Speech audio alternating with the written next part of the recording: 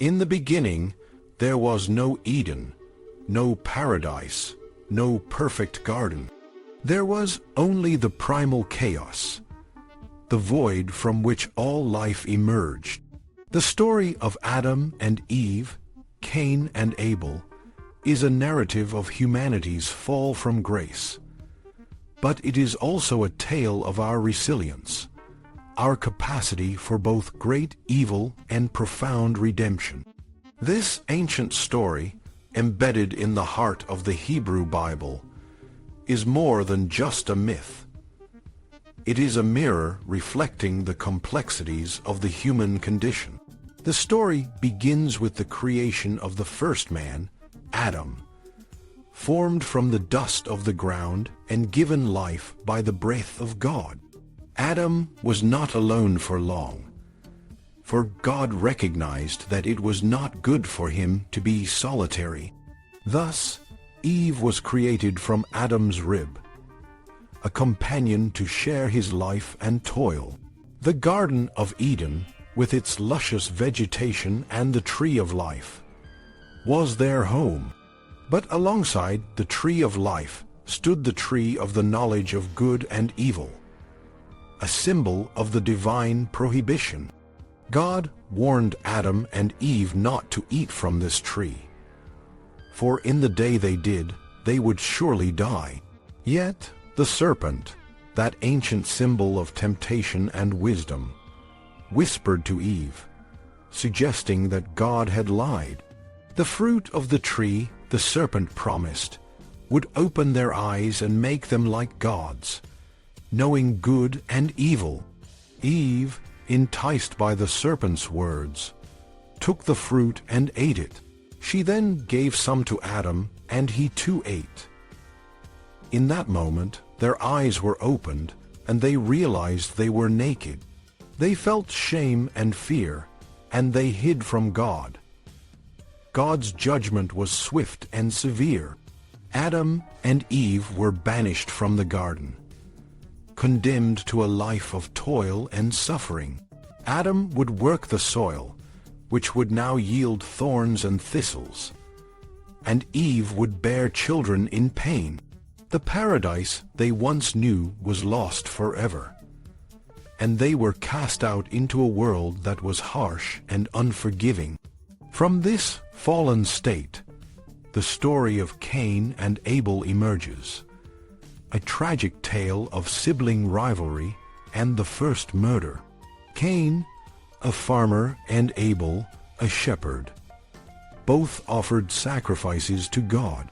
But while God favored Abel's offering, he rejected Cain's. This rejection filled Cain with jealousy and anger, and in a moment of rage, he killed his brother. God, who is omniscient, asked Cain where Abel was, and Cain, in a lie, replied, "Am the first my brother's keeper?" God's response was a curse, condemning Cain to be a restless wanderer, a mocked man who would be avenged sevenfold if anyone dared to harm him.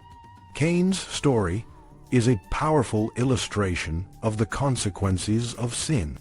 His jealousy and anger led him to commit a heinous act, and his lie only compounded his guilt. The mark of Cain, far from being a stigma, was a sign of God's protection, a reminder that even in his fallen state, Cain was not beyond the reach of divine mercy. After Cain's banishment, Adam and Eve had another son, Seth, who was meant to replace Abel. Seth, in turn, had a son named Enosh, and it was in Enosh's time that people began to call upon the name of the Lord. This is a significant moment in the narrative, as it marks the beginning of a more explicit relationship between humanity and God.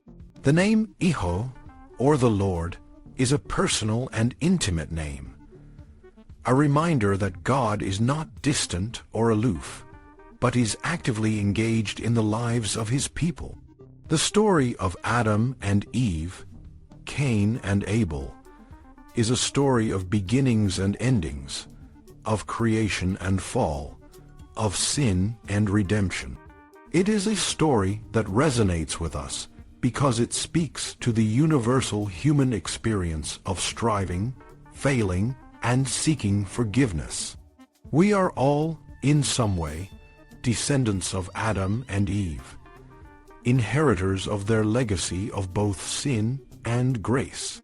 In the end, the story of Genesis is not just about the past. It is about the present and the future. It is a call to reflect on our actions, to consider the consequences of our choices, and to seek a path of righteousness. The primal chaos from which we emerged is still with us, a reminder that the world is not always as it should be. But in the midst of that chaos, there is hope. For the God who created the world is also the God who redeems it. In conclusion, the story of Adam and Eve and their children is a mirror to our own lives, a reminder of our shared humanity and our shared journey. It is a story of the fall and the rise, of the pain and the promise, of the darkness and the light. And in the end, it is a story of hope,